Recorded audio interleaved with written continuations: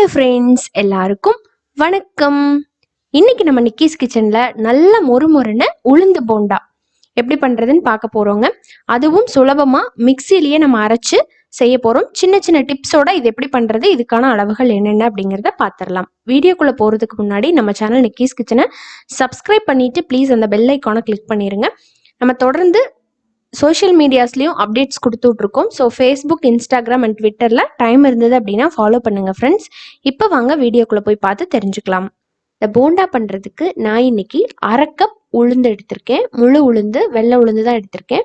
இதை வந்து கரெக்டாக ஒரு 20லேருந்து 25 நிமிஷம் மட்டும் நல்லா ஊற வச்சுட்டு ஒரு 10 நிமிஷம் வந்து ஃப்ரிட்ஜில் எடுத்து வச்சுருங்க. ஃப்ரீசரில் வேண்டாம், ஃப்ரிட்ஜில். பாருங்கள் எந்த அளவுக்கு ஊறி வந்திருக்குன்னு. 20 நிமிஷம் வெளியே ஊற வச்சதுக்கப்புறம் 10 நிமிஷம் ஃப்ரிட்ஜில் எடுத்து வச்சுருங்க. நல்லா சில்லுன்னு இருக்கணும். இப்போ நம்ம இதை அரைக்க ஆரம்பிச்சிடலாம். நம்ம எடுத்து வச்சிருக்கிற உளுந்தை வந்து தண்ணியை நல்லா இருத்துட்டு மிக்சி ஜாரில் சேர்த்துருங்க.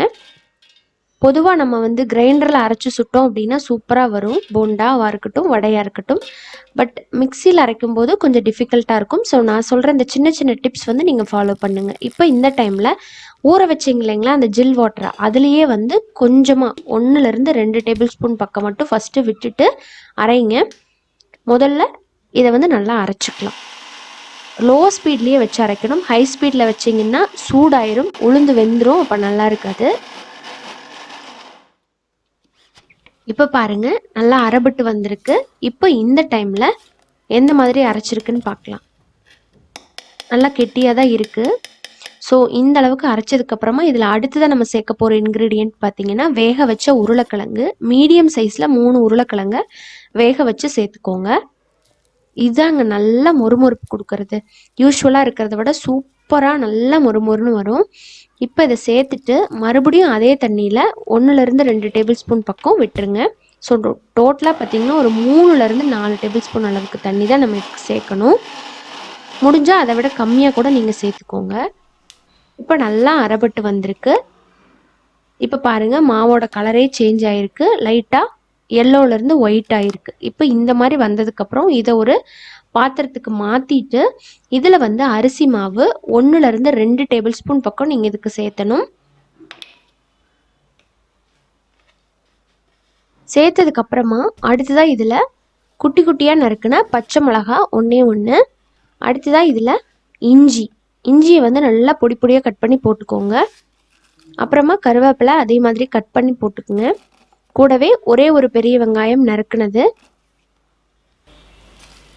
மல்லித்தலை பொடி பொடியாக நறுக்குனது, அப்புறம் 1 டேபிள் ஸ்பூன் அளவுக்கே வந்து மிளகு, 1 டீஸ்பூன் அளவுக்கு சீரகம், பெருங்காயத்தூள் ஒரு 1/2 டீஸ்பூன் போட்டுக்கலாம். தேவையான அளவுக்கு உப்பு வந்து பார்த்த அளவாக சேர்த்துக்கோங்க. உப்பு சேர்த்துட்டு இதை நல்லா மிக்ஸ் பண்ணி விட்டுருங்க. வெங்காயத்துலேருந்து தண்ணி விடும். ஸோ மாவு முடிஞ்ச அளவுக்கு கெட்டியாக ஆட்டிக்கோங்க. எண்ணெய் வந்து நல்லா சூடாகி வந்திருக்கு. அடுத்த இதில் நம்ம போண்டாவை இந்த மாதிரி குட்டி குட்டியாக போட்டுக்கலாம். இதெல்லாம் ஒரு சின்ன சின்ன டிப்ஸ் தான். போண்டா வந்து நீங்கள் நல்லா பெருசாக போட்டிங்க அப்படின்னா வெளியே நல்லா கிறிஸ்பியாக இருக்கும், உள்ளே பார்த்தீங்கன்னா கொஞ்சம் வெந்து வேகாமல் இருக்கும். இதை வந்து முடிஞ்ச அளவுக்கு மீடியம் டு லோ ஃப்ளேம்லேயே ஆயிலை வந்து சூடு பண்ணிக்கோங்க. ஹை ஃப்ளேமில் வச்சு சூடு பண்ணாதீங்க. போட்டோன்னே வெளியே கலர் கிடச்சிரும், பட் உள்ளே வேகாது. இந்த மாதிரி குட்டி குட்டி பாலாக போட்டிங்கன்னு வச்சுக்கோங்களேன், உள்ளேயும் நல்லா வெந்திருக்கும், வெளியேயும் நல்லா மொறுமொறுன்னு கிறிஸ்பியாக கிடைக்கும்.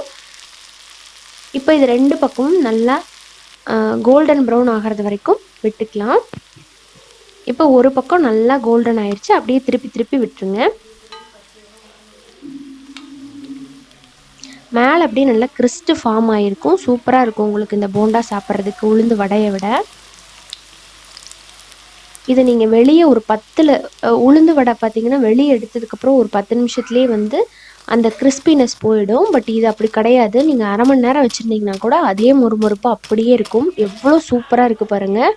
இப்போ இதை நம்ம டெஸ்ட் பண்ணிடலாமா, எந்த அளவுக்கு கிறிஸ்பியாக இருக்குன்னு வாங்க பார்த்துடலாம்.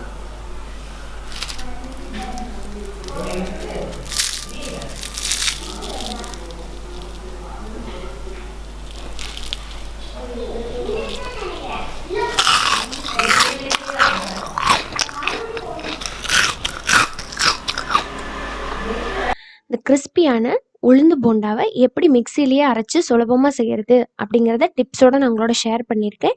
இந்த வீடியோ உங்களுக்கு பிடிச்சிருக்கும்னு நினைக்கிறேன். பிடிச்சிருந்தா லைக் பண்ணுங்கள் அண்ட் ஃப்ரெண்ட்ஸ் அண்ட் ஃபேமிலியோட ஷேர் பண்ணுங்கள். நம்ம சேனலை இன்னும் சப்போர்ட் பண்ணாதவங்க ப்ளீஸ் சப்ஸ்கிரைப் பண்ணிவிட்டு கூட இருக்கிற பெல் ஐக்கானை கிளிக் பண்ணுங்கள். மீண்டும் சந்திக்கலாம். நன்றி, வணக்கம்.